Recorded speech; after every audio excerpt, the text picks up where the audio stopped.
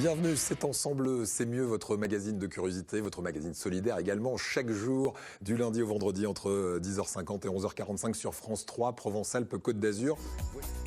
Et après l'école buissonnière, je vous propose l'école du yoga, ou plutôt le yoga à l'école, avec notre prochaine invitée.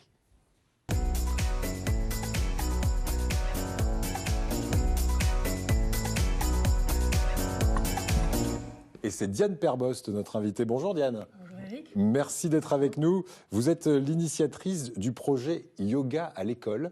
C'est un projet qui est né dans un petit village du Var, c'est le village de Signes. Comment est arrivé ce projet pour vous ? Donc je suis initiatrice, je suis la co-initiatrice avec Marie-Emmanuelle Tugler, qui habite à Signes et qui a des amis enseignants à Signes qui lui ont demandé.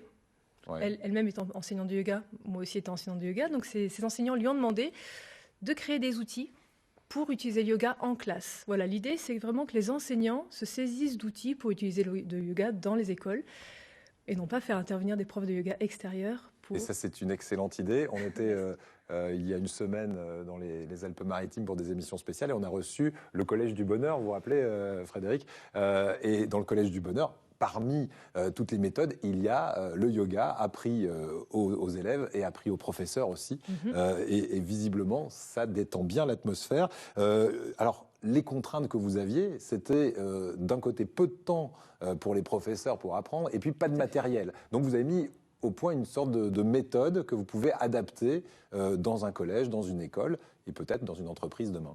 Tout à fait. Donc voilà, c'est une méthode adaptée en classe ou avec l'environnement, avec les bureaux, avec les chaises, avec les chaussures, qui ne demandent aucun aménagement particulier. Donc on peut vraiment, l'enseignant peut ouvrir une séance de yoga qui dure maximum 10 minutes avec ses élèves. Et on se rend compte que, aussi bien pour les élèves, les plus jeunes, mais les autres aussi, ça permet vraiment d'acquérir des réflexes intérieurs pour pouvoir se calmer, pour pouvoir respirer, revenir en soi. Et vraiment, au quotidien, ça soutient l'enseignement pédagogique des enseignants. Je ne sais pas si vous le sentez, mais quand on discute avec Diane, moi, je me sens tout de suite apaisé. Non, mais c'est vrai, c'est vrai. Et la respiration, il fait énormément. D'ailleurs, on fera un petit exercice de respiration tous ensemble dans quelques instants. C'est vraiment efficace. Il y a des résultats aujourd'hui dans les classes qui enseignent le yoga. Ça se passe comment ? C'est en plus du programme de l'année, parce que 10 minutes par classe, un petit peu tous les jours, ça mange aussi sur le programme, ou on fait 10 minutes de plus par rapport au programme ? En fait, on intègre les 10 minutes dans la journée. Ouais. On a toujours l'impression que si on fait quelque chose de supplémentaire dans une journée d'école, on va dépasser. Mais ce qu'il faut se dire, c'est que faire 10 minutes maximum de yoga ou d'ouverture, de respiration, de concentration, c'est du temps gagné derrière. Exactement. Sur les enfants qui ne sont pas dissipés, qui sont plus présents eux-mêmes, concentrés. En fait, ça leur permet d'être plus aptes à recevoir l'enseignement, être plus présents. Est-ce que, je vous parlais de résultats, dans ces classes, on sent justement une forme de sérénité, les élèves sont, alors vous disiez moins dissipés, est-ce qu'entre eux, à la récréation, ça se passe mieux aussi ? Oui, on a eu de très bons retours. Après, chaque cas est différent. Mais vraiment, les retours les plus agréables à partager, c'est ces enseignants qui n'avaient eux-mêmes jamais pratiqué le yoga, qui sont venus à nos formations à Marseille et qui, aujourd'hui, ont intégré cette méthode au quotidien, comme une routine. Et les élèves se saisissent de ces enseignements, se saisissent de cette habitude, demandent à l'enseignant de pratiquer un petit peu des espaces de yoga.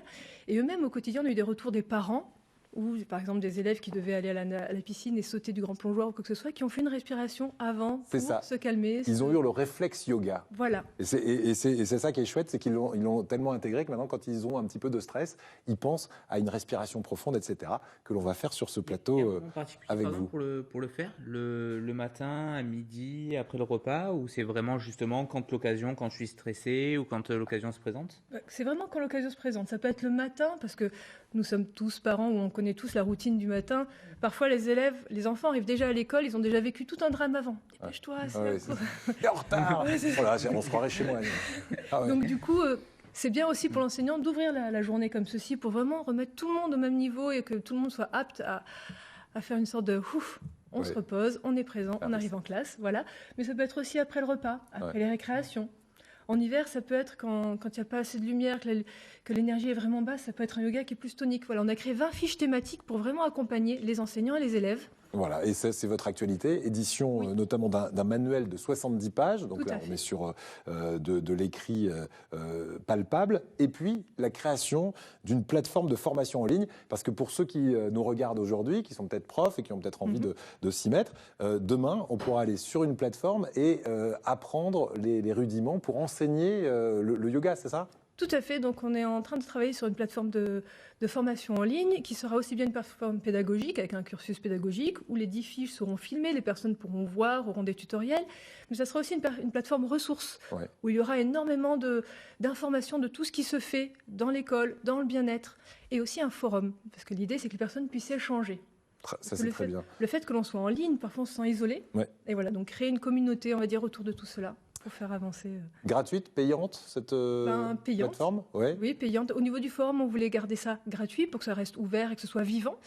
Mais au niveau de la plateforme, c'est quelque chose qui va être payant, mais tout à fait abordable. On est encore en train de travailler dessus, donc je ne vais pas annoncer. Vous n'avez pas de tarif encore Non, mais bon. C'est un ordre d'idée. Je crois que c'était quelque chose comme 120 € par an. Ça fait 10 € par mois. Donc c'est quelque chose de tout à fait... Et c'est une école aussi qui peut peut-être s'abonner pour ses professeurs, par exemple. On va faire un petit essai. Moi, je veux bien. Pour voir ce que ça donne. Donc, quand vous enseignez aux professeurs, j'imagine que c'est vraiment la base du yoga, parce qu'il faut que ce soit facile aussi ensuite à transmettre à des enfants qui sont parfois très jeunes. Qu'est-ce qu'on peut faire là tout de suite pour se détendre ce matin avec vous et à la maison, bien sûr. Et à la maison. Alors déjà, ce qui est intéressant, c'est que quand on fait nos formations à Marseille, les personnes qui viennent, qui sont enseignantes, bien sûr, ils savent lire un manuel et des fiches. Nous, ce qu'on leur apprend, c'est à ouvrir une séance, à avoir le ton juste et à guider une classe dans une relaxation, une méditation ou dans une séance de yoga. J'ai une petite classe à guider là. Voilà, on a une petite classe, donc on va essayer. Allons-y. Donc même les téléspectateurs, si vous êtes à la maison, je vous invite à vraiment vous poser, arrêter tout ce que vous êtes en train de faire et vous mettre dans le moment présent. Une petite phase, une petite parenthèse présent à vous-même.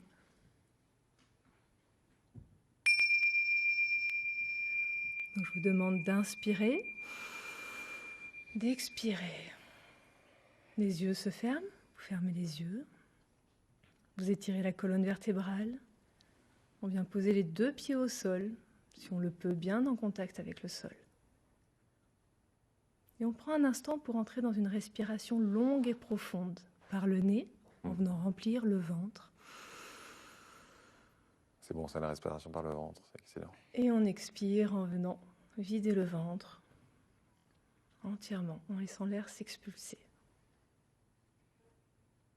On prend quelques respirations bien calmes à l'intérieur. Et quel que soit ce qui vous entoure, quels que soient les sons, quel que soit votre quotidien, vous prenez cet instant en lien avec votre respiration, pour vous-même.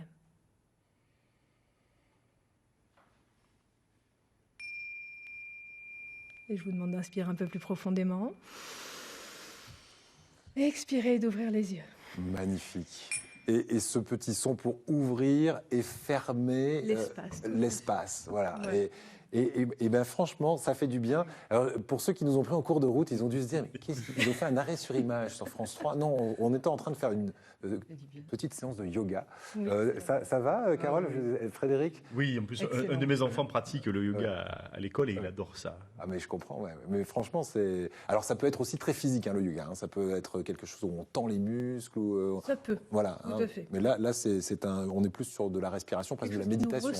Qui nous recentre, un moment intérieur. Merci beaucoup. Comment est-ce qu'on peut vous aider pour votre projet? Je sais que vous avez mis en place une cagnotte en ligne. Oui, sur une plateforme à l'heure actuelle qui s'appelle KissKissBankBank. Et donc, on a mis une cagnotte en ligne pour permettre l'édition du manuel et pour permettre la création de la plateforme de formation. Ouais. Donc, les contreparties, c'est forcément le manuel et aussi accès à la plateforme.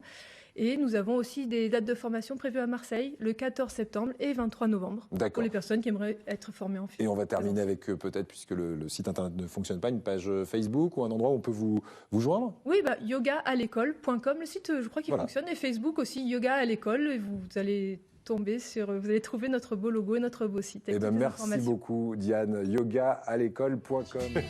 Merci beaucoup, les pilotes de Massilia Sound System. Merci beaucoup, Diane, de nous avoir rejoints et de nous avoir vraiment donné ce côté très zen à l'émission aujourd'hui.